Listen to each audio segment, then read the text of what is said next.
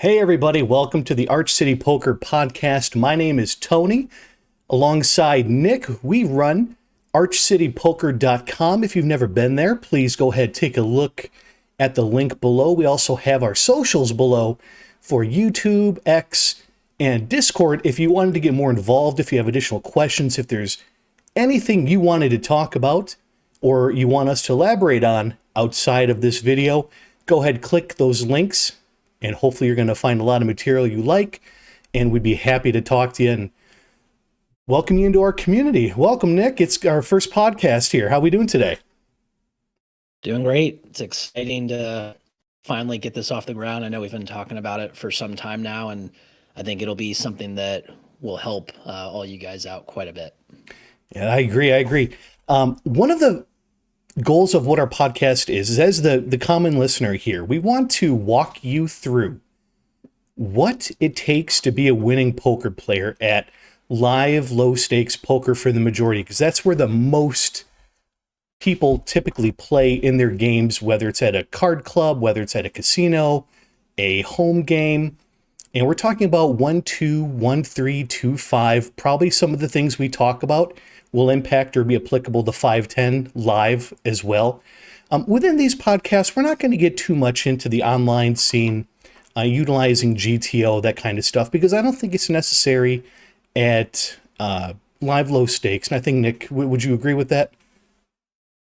Yeah, for sure. I mean, this is going to be primarily pre-flop episode. The reason that we decided on that is it is the base of your game. If your pre-flop portion of your game sucks, then post-flops could be really hard for you. And so, as far as pre-flop ranges, those are going to be a little bit closer to what we would consider more GTO. But as far as making adjustments, understanding that even though pre-flop seems a little more rigid, Tony and I are going to add a little more fluidity to your game because I think it's needed in the live low stakes games.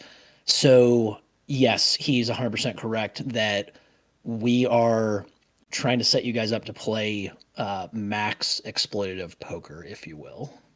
Yeah, that's exactly it. The reason, and again, for pre-flop poker, I mean, we see the majority of the people that we work with and the decision tree that they start with, the mistakes that lead into post-flop, whether it's on the flop, the turn, the river, as I'm sure a lot of you listening have also known as well, the mistakes pile upon themselves once we start making pre-flop errors.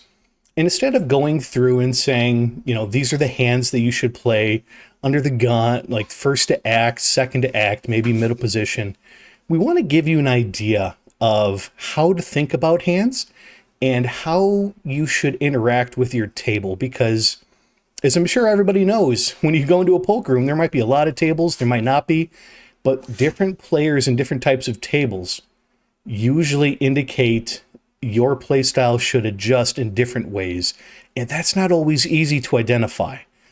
So Nick, as someone who's been grinding and been killing the live low stakes, what are some of the first things you look at when you're trying to figure out how to play a hand, and when you're sitting down at a table with people that maybe you know or that you don't know, what adjustments do you start looking to make right away? Yeah, it's a good question. To keep it as simple as I can starting out, obviously, as Tony mentioned, if you guys have hopefully a decent idea of the types, the worst types of hands you would play from early position, and then of course as you move around the table, getting closer to being on the button or in position, you should be able to open up your range. That's kind of where we'll start out. Actually, is that real quick with that? A lot of you, I notice, will kind of split your range into two buckets. It's either good hand or bad hand, and a lot of you will, or a speculative hand, if you will. You'll take a speculative hand and you'll limp it. You'll take a good hand and you'll raise it. So you're not really being all too positionally aware. Really, it comes down to, for me starting out, is I like to take a look at stack sizes around the table, because if players are sitting much shallower, that's going to drastically change, what types of hands will work out for us post flop.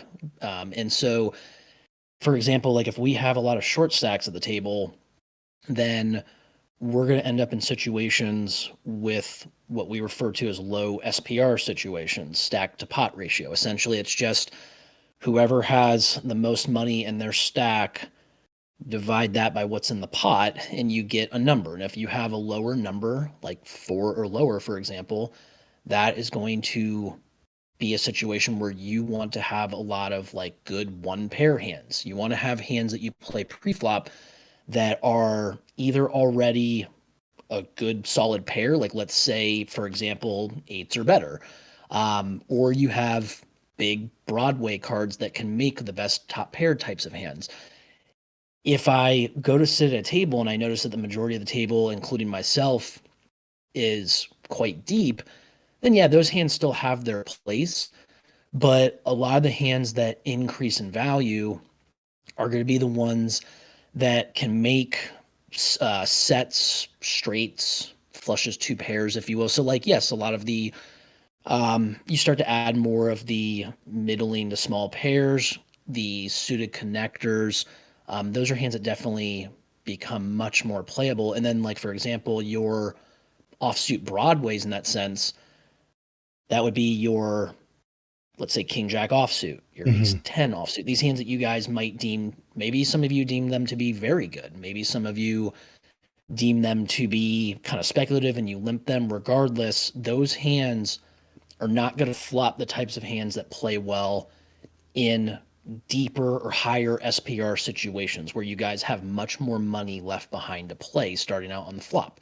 So, yeah, Tony, I think just starting out, that's the first thing I always am looking at. And of course, like if I know my opponents, that will add into my strategy as well. But as soon as I sit down at a table, for me, again, it's like, yes, I have more of this like kind of rigid, a little bit more rigid baseline of like hands I would kind of play generally from each position on the table, but it's more so what kind of stacks am I looking at? Because am I looking at high or low SPR situations? And that's going to dictate what part of my range pre-flop that I want to start entering pots with or start getting more aggressive with. So it definitely starts with stack sizes for me more than anything. Yeah, I would say I agree with that. I know when I sit down and I play, there's a lot of different things to look at. Stack sizes is one of them. And the way, and I think I'm pretty similar to you, is when I look at somebody's stack and they have $100 and we're playing 1-3, one of the first things that comes to mind is all my small pocket pairs lose ton of value because, as we all know, the likelihood of flopping a set is extremely difficult to do.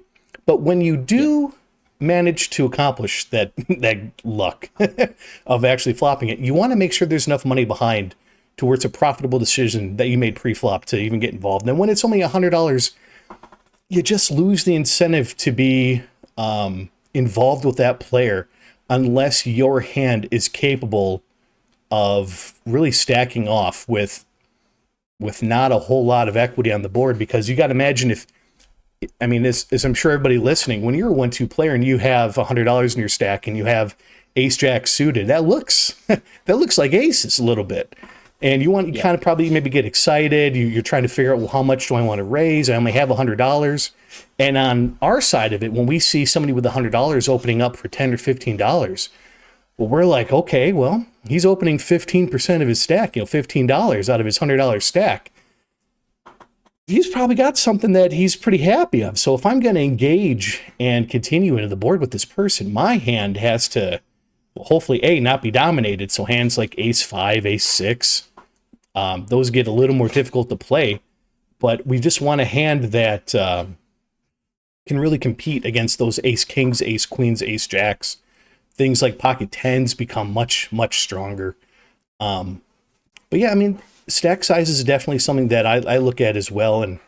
And speaking of stack sizes, when you sit down at a table and people have $300, $400, $500, are you making any adjustments to decide on where you want to sit around the table, or are you waiting for them to to be doing things before you make that decision on your own?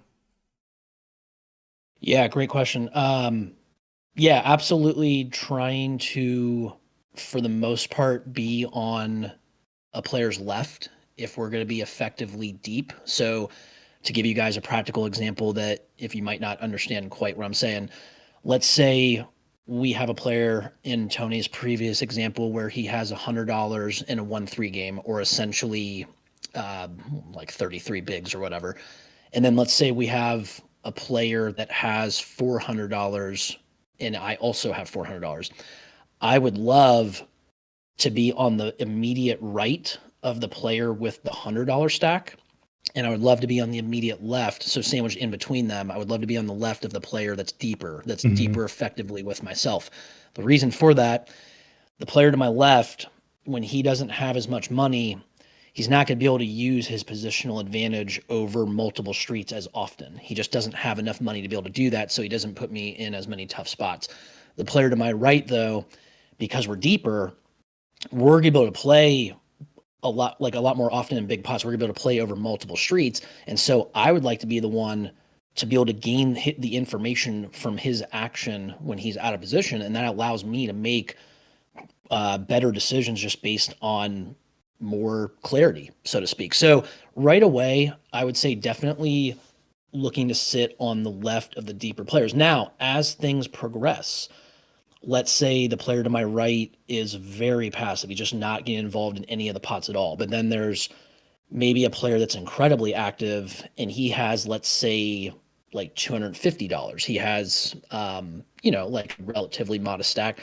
Maybe I try to move to get on his left. And then if we take it even a step further, a lot of you guys, this is a little bit of a rarity, but let's say we throw out the example of a maniac sitting at your table, somebody that's literally raising every single hand, right? And they're betting flop, they're barreling turns or rivers. You actually, believe it or not, and Tony and I have talked about this recently because we've ran into a couple of these guys, that you actually can reverse it and you'd rather be on the maniac's immediate right. The reason for that is this is a term that I'll make it really simple. It's referred to as you have, so let's say you're on the button, you have absolute position on the table. But if I have a maniac and I'm on his immediate right, it's called relative position.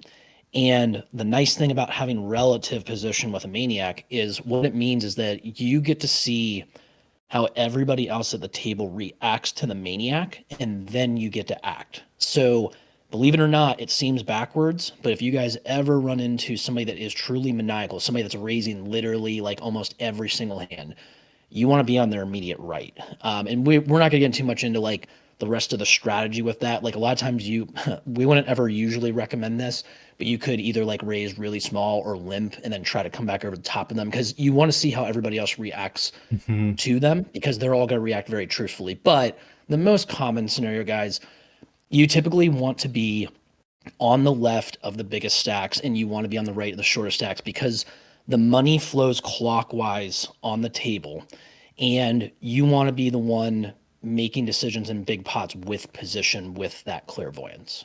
Yeah, that's a really good point. And if anybody's ever taken a look at any of the Arch City Poker videos on YouTube, one thing that Nick always talked about was his bread and butter strategies. And although maybe some of the videos are a little bit older, they absolutely apply in today's game. And one of those strategies was we're just going to be playing big pots from position with stronger hands, right? Like it sounds like duh, like that makes sense. Everybody should be doing that, but they don't. And going back to your point with somebody who we can categorize as like a maniac, where if you're playing a 1-2 game and they're opening up for 20 every time or 25 every time, or they're not even looking at their cards and they're just announcing raise or bet. From my experience, the way that the table has adjusted is all the players will limp, waiting for this individual to make their decision. And it's kind of like, from my perspective, it's like you have a landmines all over the place and you're not quite sure. Some people are, small pocket pairs trying to flop a set. Some people have big hands that they're just trying to re-raise. And it's kind of hard to navigate who's trying to do what. when there's 5 limps and then the maniac makes it 25. And that's an example that I found myself seeing when Nick says we want to sit to their right. And at first I was like, that doesn't make a whole lot of sense. But when I get to see all the landmines detonated before I get to make a decision, that was a very specific circumstance where I'm sitting at the table was going to directly influence my ability to be successful at that table. So if you're ever at a table, if any of you are at a table, 1, 2, 1, 3, 2, 5, 5, 10, and there's somebody who's just hyper aggressive and you're not quite sure how to deal with it, I would, kind of like when Nick was talking about, but we want to see how the table's reacting to him. Doesn't make sense to sit on his left or his right. But if the table's getting pretty defensive with him and they're trying to trap him a lot, well, that's not going to bode well for you either, because you're trying to get involved with the maniac as well, and you're not trying to play multi-way. So I think it's an excellent point, Nick. And to give even a practical example really quick for you guys, like, let's say you didn't believe us like you're just like, well, I want to sit on the left of like the aggressive player. Sure, like I said, almost like 99% of the time that's right. But let's say, like, using the example that Tony mentioned, let's say there's 4 limpers and this maniac makes it 25 in a 1-3 game, and you're to his immediate left, and you know that he's opening like 90% of hands, right? So let's say you look down at King 10 offsuit. Not normally a hand that you feel pumped the 3-bet, but against that kind of player, it's basically like having kings. And so you go ahead and make it, let's say 100 or 125. Well, and all of a sudden one of the limpers jams for 400. That's the scenario that we're talking about with these landmines. So that's why you want to have relative position with the maniac, be on his immediate right. You can either, like I said, I don't want to get too much into the weeds on it, but let's say it's a 1-3 game. You can do one of two things. You can make it $6 and just raise the minimum if you just don't believe in limping, which we pretty much don't.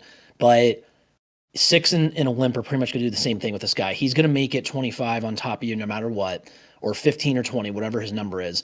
And then you're going to then get to see the truthfulness. Everybody's going to react in a truthful manner. And what Tony said, as far as players wanting to trap this guy, they're going to take it, I don't want to say a step further, but like they kind of clam up and they wait to have big hands facing the raise, right? And so if they have something a little more speculative or something that they're afraid that they're going to be forced to play for stacks every time post flop with this guy, then they're going to do a lot of calling when the adjustment is to, in fact, actually 3-bet this player and isolate him, right? Mm-hmm. So you're going to get a lot of callers, and you're going to get the most advantageous squeeze spot that you've ever had in your life. Like, you're going to have him make it, let's say, even just 15. You get 4 or 5 players that call, and it might be guys that actually are relatively tight and they don't do as much calling as they're doing here, but they know that they can't just get run over by this player. So they're adjusting, but they're not adjusting in the proper way. You're supposed to fight fire with fire in that spot. So what will happen is you'll get 4, 5 callers for 15. All of a sudden, you've got, let's say, $90 in this pot, and you know that all of those callers are capped, meaning that they don't likely have like a really big hand that they, of course, would look to fast play against the maniac. So now you've got a spot where the maniac is very likely very wide, and you're going to be able to put in a massive 3-bet in what we refer to as a squeeze when you're facing a raise in at least one caller. Mm-hmm. It's an incredibly profitable spot. So you guys can either min raise or limp in that spot and see what happens. But yeah, like we said, if you have a maniac, you want to try to get to his right as soon as you can. Yeah, I mean, that's an excellent point. And to elaborate on kind of the topic that we're talking about. So when you're sitting down at a table, you may know some of the people, you may not know some of the people. When you're watching somebody limp or call or 3-bet or play a lot of hands, play not so many hands, as someone who's been doing this for a long time, how do you categorize the player types that you're involved with? And then this is a bigger topic. We don't have to expand so heavily into it, but how does that then adjust the hand selections that you use against those player types? Because like you talked about, King 10 suited or even King 10 against somebody who's playing every hand is aces. It's a fantastic hand. Against somebody who doesn't play so many hands and they open at $15 from under the gun, you have King 10 suited on the button. It feels good to have that hand, but in reality, it just doesn't play very well against a player who is what we like to call nitty, which is they're very selective with their hands. They don't like to gamble. They like to play, aces, kings, ace, king, all the hands that everybody loves. They don't like playing any middling hands. There's no 7-9 suited. There's no 10 queen suited. It's all strong hands. So Right. how do you determine, like, how do you player profile, and then how does that kind of, if you're a newer player trying to figure out how to turn your game into a winning poker game, like your strategy Yeah. into a winning poker game, how can I easily categorize players at my table?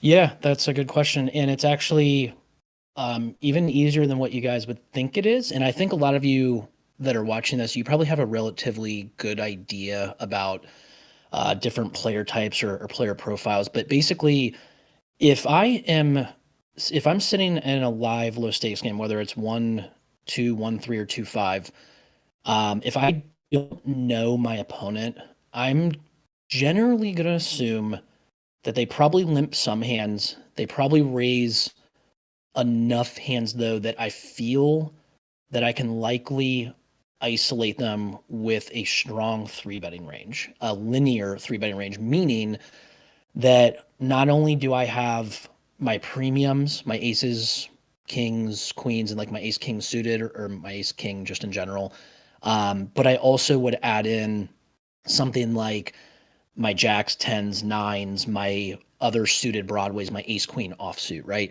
So that's if I don't know anything about my opponent, if it's a complete unknown. Um, One thing I will note is this is where stack size does come back into play. Mm-hmm. Um, if we have much shallower stacks, we definitely want to be as linear or big card heavy as possible. If we have deeper stacks, that allows for more flexibility post flop so that we can actually widen our range. And if you, it depends. Like if you feel that you do have, if you're comfortable post flop, if you feel that you have a skill edge post flop, you can honestly argue using really anything that's playable. But to go back to Tony's point and not get too far into the weeds on this, um, we covered the unknown. If I recognize that a player limps the vast majority of his range, and then out of nowhere he makes it 15, whether he's under the gun or whether he's on the button. This is what I was referring or alluding to in the beginning of this episode, is that there are some of you guys that the way that you play poker is I have good hand, I raise good hand, or I have speculative hand, I limp speculative hand, or I have bad hand, I fold bad hand. And it's not necessarily the worst way to play in these games, but it's incredibly predictable, and you're playing into rake a lot of the time. But we don't want to get into that quite yet. That is a big thing that we probably should cover. But Yeah. Yeah. we will, and yeah, we'll touch base on rake and making sure that they understand that's their number one enemy. But you guys need to understand that if somebody makes it 15 on the button and you know enough about poker, like you've looked at pre-flop matrices or you've watched high stakes poker, you'd be like, oh, well, he opened, if the commentator says, well, he opened on the button, so he has a wider range. I mean, I would assume that for an unknown player. I would absolutely know that for a known player that is raising enough for the time and you think they're positionally aware. But if you get a player that's limping more than 80, 90% of the time, and then all of a sudden they make it 15, I don't care if they're on the button or under the gun. I'm going to classify that player probably as a nit. And they probably have combos like Tony alluded to that are basically the premiums. And so if I have a hand and I see this is, I'm so glad this came up because this is something that is a very common and massive mistake that I see from live low stakes players is that a lot of you will look at your two cards. Like let's say you have King 10 suited and you'll say, well, that's a good hand. Yeah, that's a good hand relatively speaking. But everything is relative. And so if I have a nit that's opening aces, kings, queens, maybe jacks, maybe tens, and then like ace, queen, ace, jack suited or better. If we think about the boards that we flop pretty well on, our opponent, the nit, or the really weak, tight player, if you will, you could throw in a few different types of like player profiles that would have that kind of range. They're going to dominate us every time we flop anything on that kind of board. Like we'd have to Yeah. flop perfect, like King 10 deuce to feel like really comfortable, or like Queen Jack of diamonds where we have the royal draw, right? So Tony, I don't know if you want to elaborate further on it, but like as far as just nits, I noticed that anybody that limps the vast majority of the range and then they're just not really positionally aware, it's just a matter of if they think they have a really good hand or not, and then they raise. I do not try to really like the way that you exploit them is not by trying to three bet to isolate them. Like one of our bread and butter strategies over at archcitypoker.com is to definitely three bet and isolate fish as often as we can. But the way to exploit the really tight players' raising range is just simply to overfold to it. You know how we exploit those players? The other 80 to 90% of the time, when they're limping, we're raising to try to isolate them in a single raise pot and then crush them post flop with not only our skill edge, but also our range and nut advantage, which we'll get into in further episodes. Yeah, and that's a good point. And I know I've come into this topic with it, and it's hard to do. If somebody we classified as nitty playing a very selective hand range where they're limping a lot, and if they ever open or lead with a bet size, it traditionally means strength. But then you'll be on the button with jacks, and you'll be like, but jacks are pretty good, kind of. Right. And you're like, well, but how good are they against aces, kings, queens, ace, king, and ace, queen? And it's like, well, I can beat ace, king. Like, that feels good. Right. But getting used to that and understanding that when Nick talks about the exploit is to fold, at least the way that like I interpret that, it is because they're not, when they're involving themselves in a hand, they're not balanced with their strong hands, and they're like, if they limp, it's like pocket fives or pocket sixes. They just want to see a cheap board, flop a set, and stack somebody. But they're not doing that often enough. So they're never going to be limping in with their ace kings or their aces or their kings. And if they are, you can identify that pretty easily and pretty quickly, because then they're never opening with any bet size ever. Yeah. So if we're overfolding, we're simply saying that they're not limping or opening enough hands for us to have to attack it. And because they're not doing that, when they limp, we can remove a lot of those really, really strong hands. We can kind of level out what their hands are a little bit, so we can open up our range and be more aggressive with it. At least that's how I perceive it. When I'm playing with nits in the rooms that I play in, I'm pretty tight. I don't really engage myself. I don't really try to be interactive. And if I ever am, it's often a mistake. And then I'll get a hand like queens. I'm like, but that's a strong hand though. That's pretty good. But it's is it strong against this specific player type? But that's a lesson that I know through talking with you, Nick. I mean, I don't know how many stories I've told you about, I did X versus this player. And it's like, well, you did the right line against the wrong person. It's like, oh, and I had to find that out through through $400. Yeah, right. So yeah, and to take it a step further, like you guys, we're gonna be as candid as we can be, whether we are talking to you guys through videos on the site, through this platform, this podcast, if you will. To become a really good poker player, you are going to have to learn by playing and by taking some of those lumps. And it's okay when you lose, but like just make sure that you review what happened and you make sense of it and you learn from it. Because if what I see with recreational players is they just keep making the same mistakes over and over, and any adjustments that they make, they really just kind of conform to what the other players, the other regulars are doing in their room. And those guys are 99% of the time making not great decisions for the most part. And so the other part I want to touch base on to further elaborate real quick is when Tony mentioned, like when we talk about queens being a very good hand, yeah, of course. It's like literally tied for like basically the third best hand in no limit hold'em, right, guys?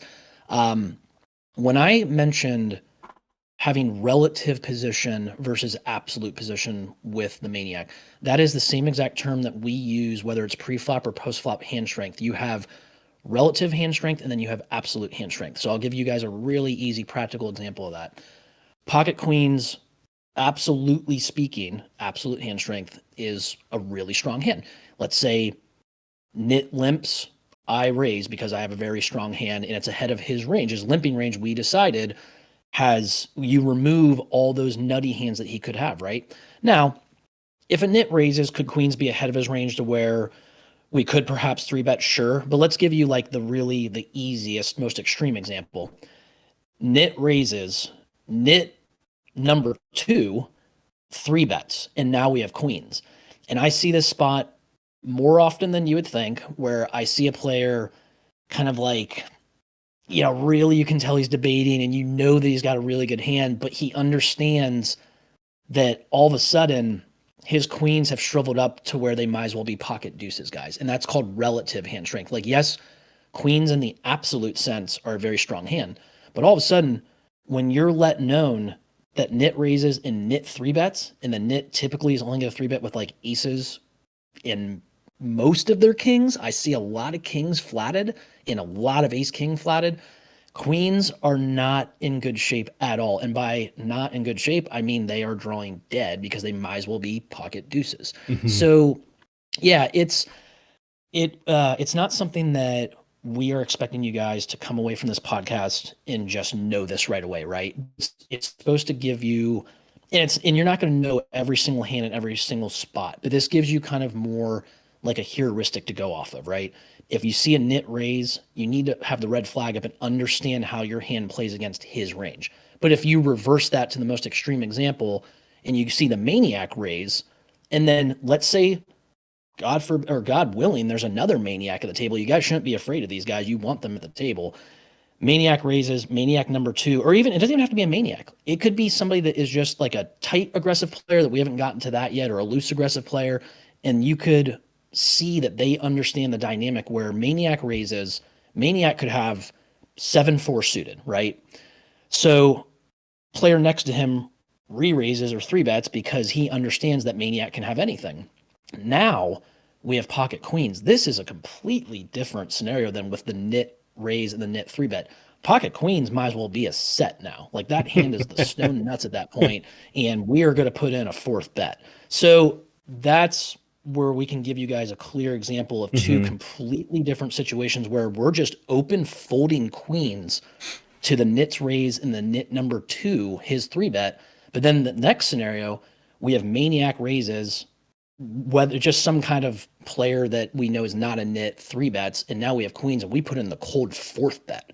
So completely different scenarios where if you guys get up and if you watch like the hustler stream, or like down in at Doug Polk's place, Tony, I'm trying to think of it.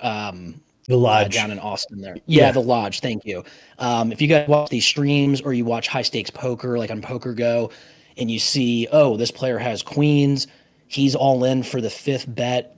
Okay, that is not going to apply to these games. And that's why we're doing this podcast for you guys, because there's not enough out there that helps you guys break down all these different spots that you run into in the live low stakes games. Yeah, I mean, that's an excellent point.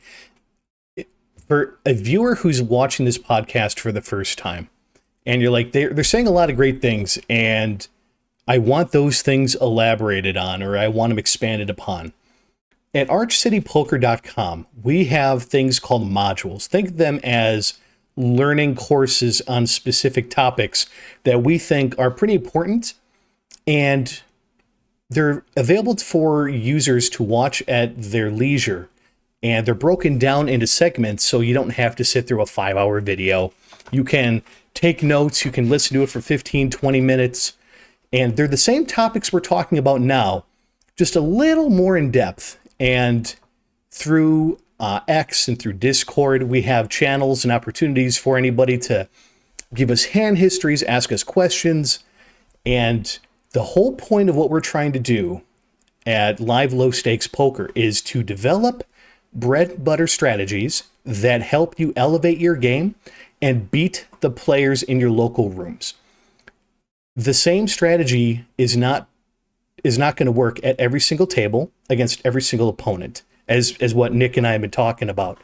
So as long as you have a game plan for when you get to a poker room, you find a table that you're probably going to be sat down at, you're probably not going to get to choose right away in most cases. and start figuring out who's who at your table. Who are the big stacks? What are the player types? Where's the money? Are all the bets coming from? Is the table chatty? Does everybody have a headset on and they're just staring at their phones and they're not really engaged with what's going on? And as you're sitting there, you can then also look at other tables and kind of peruse the room a little bit. But just like Nick was talking about, even though we have bread and butter strategies, they don't work in every single circumstance that you're involved with. And those pre-flop strategies you have a butterfly effect for how the rest of your hand goes. And I know from experience, if there's someone who I don't know is at the table and I get involved in a big pot and I lose, and I come to find out 30 minutes later or 2 hours later, hopefully not 2 hours later, but that person was in it. Great. It took me $400 to figure that out, but now we're there. And if we can use my suffering as a learning experience for you, that's kind of what we're trying to do. And Yep. I think lastly, Nick, we can talk about perhaps, and you talked about it really briefly, but it's a pretty important topic. And I know a lot of people know what it is, rake, but I don't think they understand exactly how it impacts the game and how it actually can take away from what like your winning hourly percentage could be, or like how much money you're actually taking versus how much money the casino's taking. They're pulling that slot and the money's going right down into the box. And if you're at a time raked room, it's a little different. You're more relied upon the dealer speed, and are there double word bomb pots? Maybe those take forever. We'll get into what those are. But Nick, when you play and when we're talking about the strategies we implement pre-flop, how does that interact with rake? And what do you think the best advice would be for somebody who's new to a table but doesn't quite understand how the rake structure works? Yep, another great question. I would say one that arguably could have and should have started with, because I would say that rake is going to be in live low stakes settings your guys' number one enemy. Let's say you sit at a table, and not to toot my own horn, but let's say you sit with me, for example, and you guys that have been loyal subscribers of this platform, you know what kind of player I am. Obviously a good professional, very good instructor. I'm not your number one enemy. Rake is. Rake is going to eat into your profits significantly so in the live low stakes games. Now, the way that we adjust our strategy for this, and the simplest way I can put it, is that rake punishes passive actions. So limping, cold calling pre-flop, those are going to be punished even more so by rake. Essentially, the best way I can put it is we want to build pots as fast as we can pre-flop for two reasons. One, if we take down whatever the dead money, whether it's the blinds, if we get some limpers, if we get the best scenario, if we get a razor and then let's say like a caller and we have a squeeze situation and we take down the pot pre-flop, most rooms will be no flop, no drop, meaning no rake. And so you keep all that money. They don't take a cut of that. And so that's why 3-betting, which we very much try to emphasize over at archcitypoker.com, is going to be far superior to doing any kind of cold calling. Now, of course, Tony and I are going to tell you guys that are there rare specific scenarios where cold calling might be superior to a 3-bet and a fold.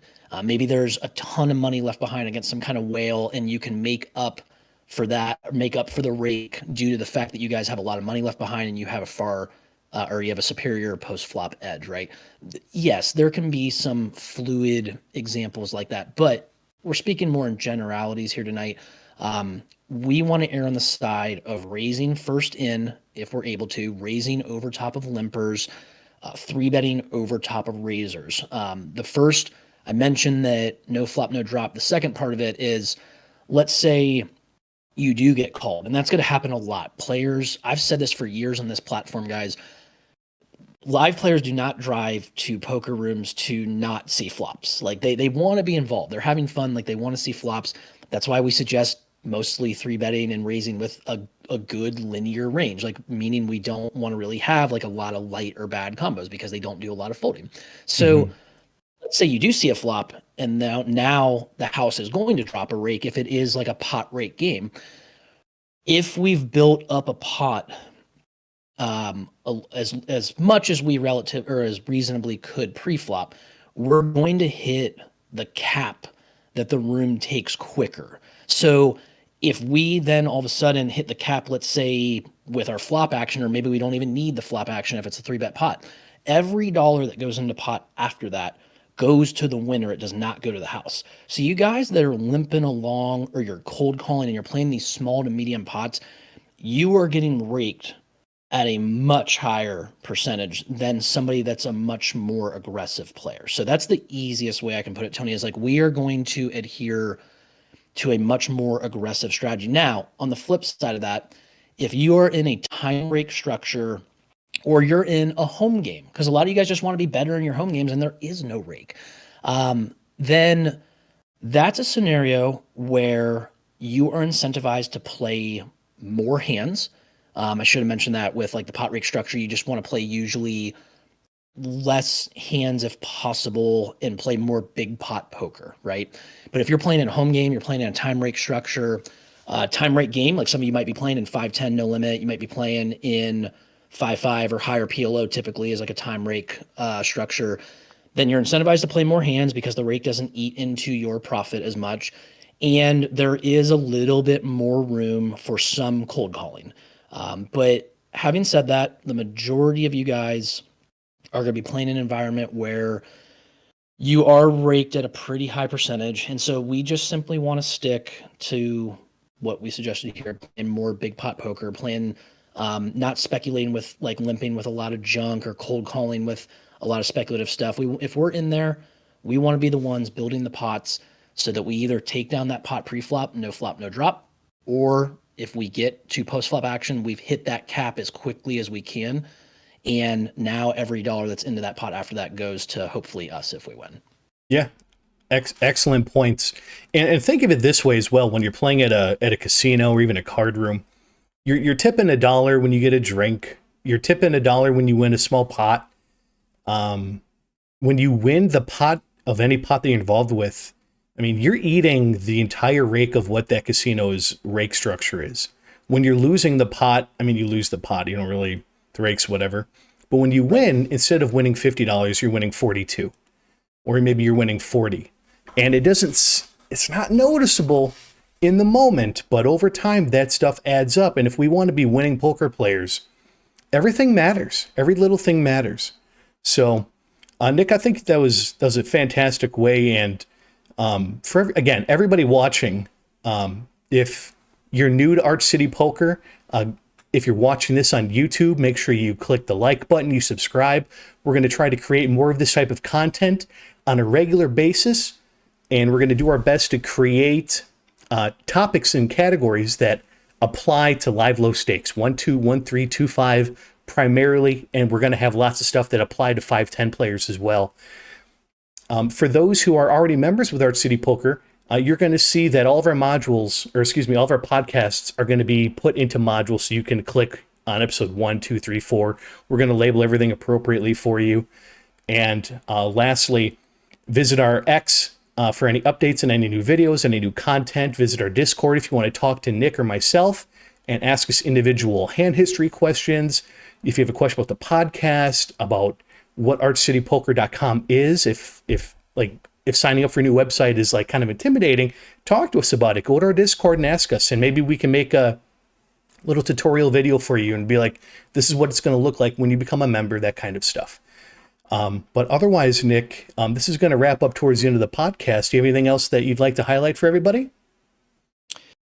Yeah, just one last thing. Tony did a great job of mentioning, again, that we are primarily looking to help players that play the 1-2, 1-3, 2-5, and then maybe even get you guys to graduate to 5-10 no limit. We are not, that doesn't mean we're going to neglect you PLO enthusiasts as well. We will have episodes where we do discuss really a lot of the same things we're doing here. Like we will probably have a PLO pre-flop video. Like I think for a lot of you guys that are transitioning from no limit to PLO, that was candidly speaking, one of the best videos I ever made for runatonce.com when I worked for those guys. I think I developed a really good reputation for being able to make PLO, the material, relatable to the player, that especially the American player, which a lot of you guys are going to be, that does not have a lot of experience with it, does not, because a lot of the PLO content and literature that's out there, it is very theory based. There's not a ton on how to beat the live low stakes game. So we will have that in the near future. We will have episodes that we do discuss PLO for you guys. So just making sure that you understand you guys understand that we're not neglecting you. We're just, we know that No Limit is what the majority of you want. And so that will be what the majority of the episodes are built around. But we will have plenty, and over on the website, archcitypoker.com, again, guys, we'll have plenty of PLO content in the form of the modules. There'll be plenty there that will help you guys get started. Absolutely. All right, everybody, that's going to wrap it up for our podcast episode 1 about preflop strategies. Again, visit archcitypoker.com for more poker information, and we build better players. Thank you, everybody, and have a great rest of your day.